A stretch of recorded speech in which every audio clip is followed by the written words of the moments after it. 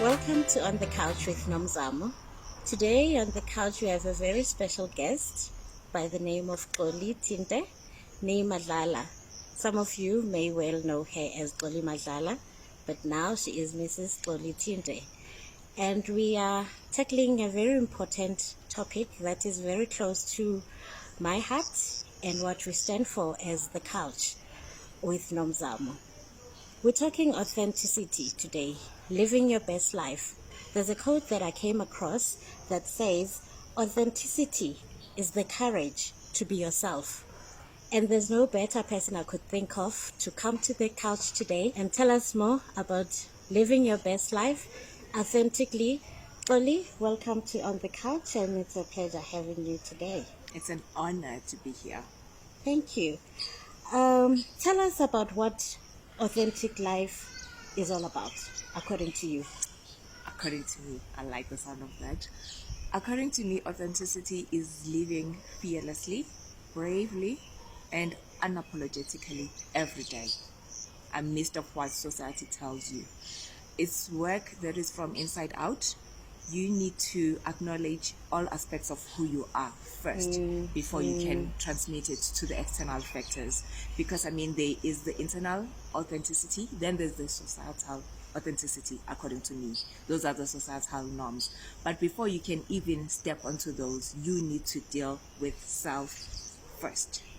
It means tackling the not so good parts about yourself so that nobody can come and use those things against you. It means forgiving yourself for whatever that you've done so that you can be liberated and be free. Then you have peace, because it boils down to peace at the end of the day. Authenticity and peace, to me, they go hand in hand. And that's the best gift that we can give ourselves as individuals.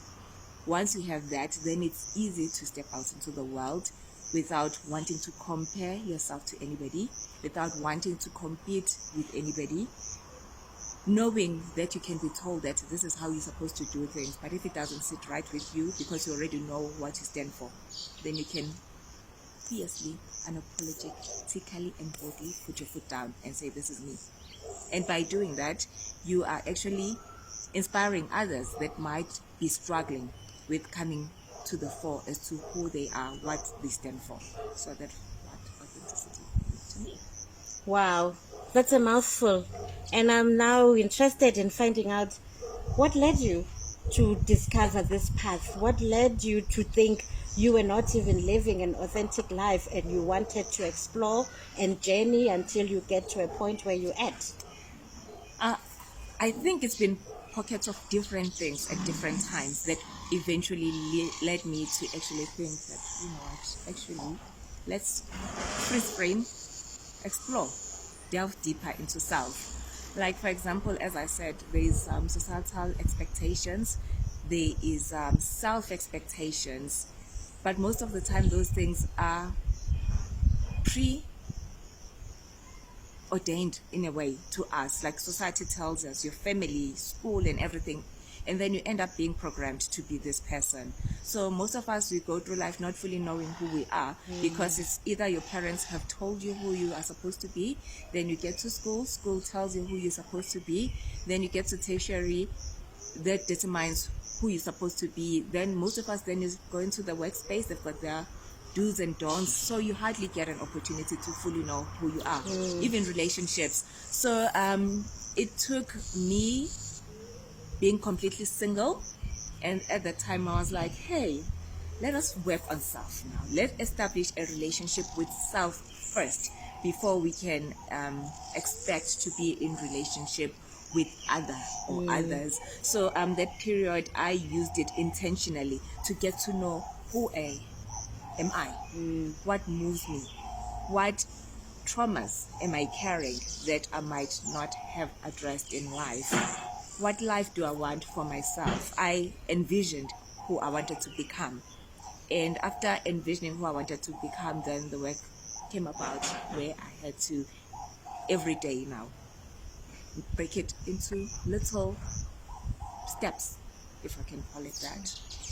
I worked on my childhood, for example. I talk too much and I'm very open. It's okay. Yes. Those who know you know. Like simple things like I've never known my dad. I had to ask myself, what does that mean to me? Because I mean, it's not that I don't know my dad. It also means like I don't know my dad, and I'll never get a chance to know him because he's late. So, And what did you was feel that that? defines you? I had to ask myself what it does, whether it defines me, and if it defines me, how does it define me? And also, as I said, that he was late. That meant having to deal with the issues that I would have liked to address with him, knowing that he's gone. I had to forgive somebody who's no longer there to ask for forgiveness, whether he would have asked for such. But I had to forgive him for my own freedom so that I can journey in life, not having any lingering daddy issues. I did not want to find myself dating because I'm looking for father figures. So I needed to deal with those things, knowing that even if I was to get married, my dad wouldn't be there, you know? So I had to address such things. I had to address things like society has certain expectations. I mean, at the time I was already like I was 32, I think. You know, expectations, you're not married, you do not have children, those kind of questions. But it was like, do I want children? Or do I want children because society wants children? My family wants children. Am I content with being single? If it does not happen that I meet somebody, am I willing to compromise some of my values so that I can be in a relationship? So that journey, it did so much for me because then I learned what is acceptable for me. I knew the life that I wanted for myself. After that discovery, life became all the more better, all the more sweeter, because then whoever that I met, I could boldly introduce myself for who I knew myself to be. And if they didn't like it, it's okay, it's their loss. Yeah. Life is continuously changing, so you cannot say that I've reached this level, then the work is done, then we sit back. Like there's so much that still keep coming up to address. As I was saying, also we live in the digital era era. So even that, it kind of keeps testing your levels of authenticity because you get exposed to so much. Even our places actually offer work sometimes. It directly impacts and challenges our levels of authenticity. And for 14 years, I worked as a flight attendant. Yes. Everybody knows there's expectation how flight attendants are supposed to look, carry themselves. And everything. Not me. I got the job, and I always say that I got the job because it was during the time of affirmative action. Otherwise, I don't think I would have gotten the job because I did not fit the visual spec. You know, but maybe in it so was many about ways. time. It was about time. You break the cycles. You nyakazise the status quo. I believe so. And interesting that you actually mentioned the status quo, because when I was still in tertiary, Disney came to recruit students to go and work that site, and one of their uniform guidelines is no skinheads. And look at you. And I mean, the guy looked at me and was like, you know what, I really like you, I love everything about you, but the only thing is like your hair Disney does not actually subscribe to that kind of a look. And I just looked at him. I was 19 at that time. I just looked at him and was like, you know what? He came to South Africa to recruit South Africans. This is a normal look for us. This is a standard look. So you cannot say you want authenticity Impose. of what a South African is supposed to be like. Then wants to change it to suit the American expectation. Expected look. So you're going to have to speak to whoever that you need to speak to, because this is who I am. And he communicated to the powers be, and they were fine with it. And was the first person to actually work there with this look. And in hindsight, it helped, as you say, to change the status quo, because then the rest of the South Africans or whoever that wanted to rock this look could really. So you paved the way. You paved the way. Yes. Good for you. Yeah. I'm so glad that for the part of the discussion we are having, it's focusing more on the self, because we get so caught up in the abantu bazothini syndrome, and forget that the biggest work starts within us. You spoke about relationships, that we cannot go and start loving other people and not having started to do the work within ourselves. And there's a quote that I want to read here. Yes, I'm all about quotes sometimes. It's, as I become more me, I trust that the people who are meant to stay will stay, and those who are meant to go will vibrate out. It's a quote by Mayam Hasna. I think it's so profound. I love that quote. I mean, there's people that haven't even lasted a day. And I say that I went on a date, and that date, towards the end of it, dude was asking me that, I mean, like, he liked me so much, but his thing was, why are you single if you're such an amazing person?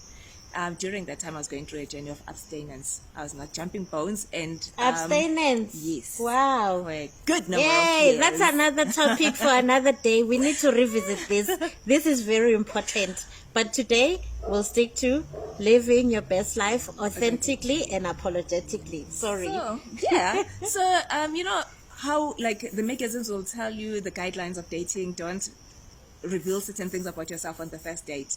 Living my authentic life has taught me that I lay the cards on the table from the get-go. So when he asked me that, I told him that it's because I'm not about jumping bones. And he looked at me and he's like, I'm about jumping bones, so it's not gonna work. And I was just like, it is what it is. So it didn't even last 24 hours, but in hindsight, it saved both of us so much, because we both spoke our truths at that first interaction to avoid the unnecessary that comes with not being your truth. Yes. Your true yes. self, actually, or living your truth. So, yeah. Because it was going to be a disappointment to him as well. Delaying it. So rather cut your losses, and that's it. Move on, we move on, and we keep it that way, and we're all happy. Great, great. So, have you reached that point, or are you still on the journey of living the best life authentically and unapologetically? I'm living it. But as I said earlier, it's an ongoing journey. So every day it's a commitment to self that I'm boldly gonna tick all the boxes for the day according to me. And one thing that I always say, I use it to my advantage, is knowing that there's only one of me. So nobody can come with a blueprint and tell me that this is how you're supposed to be. Only I know my truth. Yes. Only I know what I've been placed on earth to deliver. So because of that knowledge, then every day I use the blueprint according to me, not according to who is saying what. So that is liberating in its own way. And it's an ongoing, but at the same time, I know the benefits that come with it. As I was saying, that the liberation, the lightness, the freedom, that anybody can say whatever. But as long as it's not my truth, then I can say, and I don't feel guilty, I don't feel bad about it. That's it. I believe not living your truth means you keeping a mask or a lot of masks in your bag. And I can just imagine the effort of, you go to the store, you have to stop and take off this mask, put in the other mask. When you go there, when you meet these people, you remove this mask, you put it. And it brings me to another topic. Xoli, guys, she's a woman who wears many hats. But the hat I'm more interested in today is the hat of organization that she started called MaskOff. She's the face behind MaskOff, and I'll just give her the time to share with us, what is MaskOff? What is it about? How can we get involved? Can it help us? Did it help her? How did it start? Really, we're so interested. MaskOff, very interesting name. MaskOff. MaskOff is a movement. That's what I like calling it, because it's moving. And it keeps taking different directions, even though it's got one sole mandate. That is to make sure that everybody always has a safe space to unmask, to take off the masks The mask that we wear because maybe work has told you who you're supposed to be, who the church has told you who you're supposed to be, who your loved ones have told you who you're supposed to be.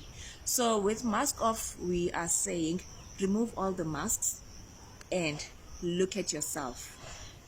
Have a space where you can talk about your struggles. Have a space where we can discuss topics where society has deemed them to be taboo. There's so many topics that we address through MaskOff, but the one that is closest to my heart, that actually got the ball rolling, is mental health. It's one thing that we hardly still feel comfortable talking about. And mental health is the foundation and the core of our being at the end of the day. So with MaskOff, we are saying, let's tackle this big aspect of ourselves that we hardly speak about. We laugh and joke on social spaces. The emoticons are there, the memes are there. They cover so much though. Like I always say, the important topics and the big topics, they hardly get engagement. MaskOff came about through my own journey of needing to engage with people, because the period that I was going through with my early menopause and depression, I needed to get answers, because it was something that I was so not clued up about. But when I first posted about it, it was crickets.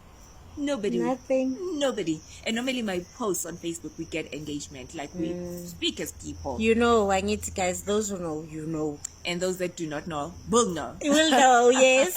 So that took me aback in a way. It's like, it doesn't mean that nobody is going through what I'm going through, has gone through it, or know anything about it.